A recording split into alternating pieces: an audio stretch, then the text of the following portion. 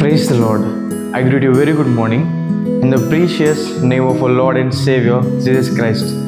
మన ప్రభువును రక్షకుడైన యేసుక్రీస్తు నామంలో మీ అందరికీ శుభాలు తెలియజేస్తున్నాను. ఎలా ఉన్నారు? మీరంతా బాగున్నారా?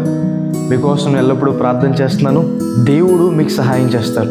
దేవుడు మిమ్మల్ని లేవనెత్తాడు. ఆయన ఆశ్రయించిన వారికి ఏ మేలు కూడా కొదువు లేకుండా దేవుడు దీవిస్తారని దేవుని వాక్యం సెలవిస్తుంది. బైబిల్ గ్రంథంలో వచ్చి ప్రతిరోజు కూడా ఒక వాగ్దానం ధ్యానం చేస్తున్నాం కదా. ఈరోజు కూడా ఒక వాగ్దానం ధ్యానం చేద్దాం. చూడండి, బైబిల్స్ ఉన్న వాళ్ళంతా ఓపెన్ చేయండి. కీర్తనల గ్రంథము 24వ అధ్యాయము 5వ వచనం. వాడు యెహోవా వలన ఆశీర్వాదము నందును. హల్లెలూయా.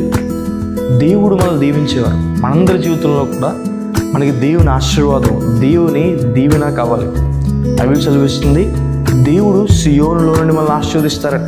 సియోను అనగా దేవుని మందిరము, దేవుని ప్రజలు ఆయన ఆరాధించే చోటు, ఆయన మహిమ దిగొచ్చే చోటు. అక్కడ నుండి దేవుడు మనల్ని ఆశీర్వదిస్తారట. ఆశీర్వాదము, శాశ్వత జీవము అక్కడ దయచేసి సెలవిచ్చాడు దేవుడు. దేవుడు తన మందిరంలో నుండి ఆయన మనల్ని ఆశీర్వదించాలనుకుంటారట. దేవుని ఆశీర్వాదం ఎంత ముఖ్యం అంటే బైబిల్ సెలవిస్తుంది, యెహోవా ఇచ్చే ఆశీర్వాదము మనకు ఐశ్వర్యం కలగజేస్తున్నారు. నరుల కష్టార్జితం వల్ల అది ఎక్కువ కాదట.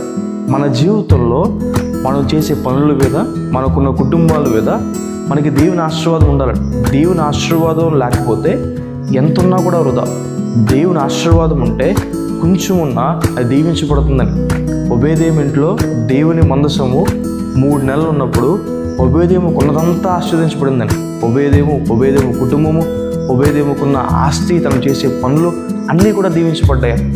దేవుడు అబ్రహాము గారిని పిలిచి, అబ్రహామా, నేను ఆశీర్వదిస్తాను, నిన్ను అనేక మందికి ఆశీర్వాదకరంగా మారుస్తానని వాగ్దానం చేసిన దేవుడు అబ్రహాము గారిని దేవుడు అలాగే ఆశీర్వదించారు. విస్తారంగా దేవుడు అబ్రహాము గారిని ఆశీర్వదించారు.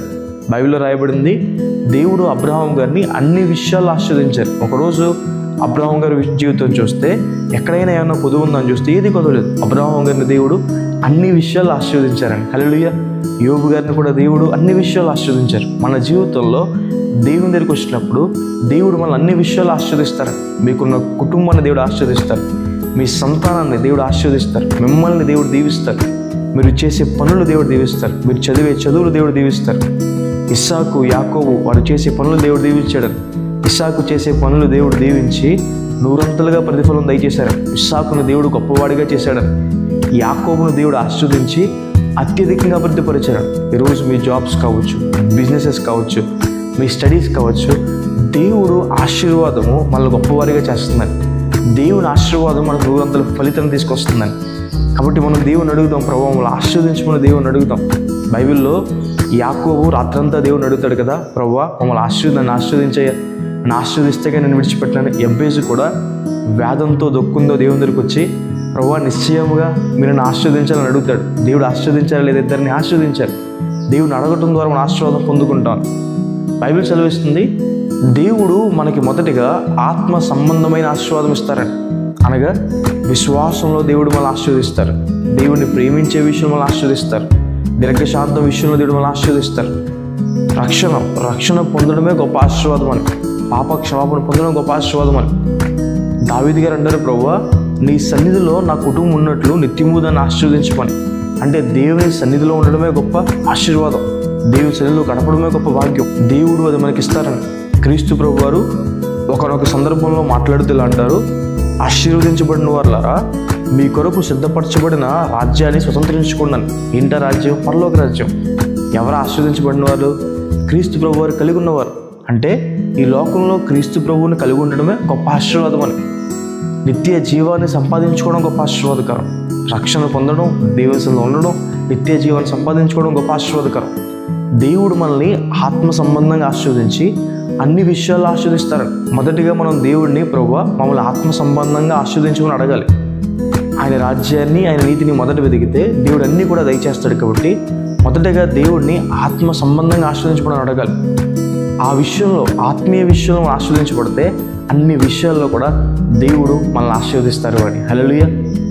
శాంతి, సమాధానం దేవుడిచ్చే ఆశీర్వాదం, అభివృద్ధి దేవుడిచ్చే ఆశీర్వాదం, జ్ఞానం దేవుడిచ్చే ఆశీర్వాదం, ఆరోగ్యం దేవుడిచ్చే ఆశీర్వాదం, కాపుదల దేవుడిచ్చే ఆశీర్వాదం.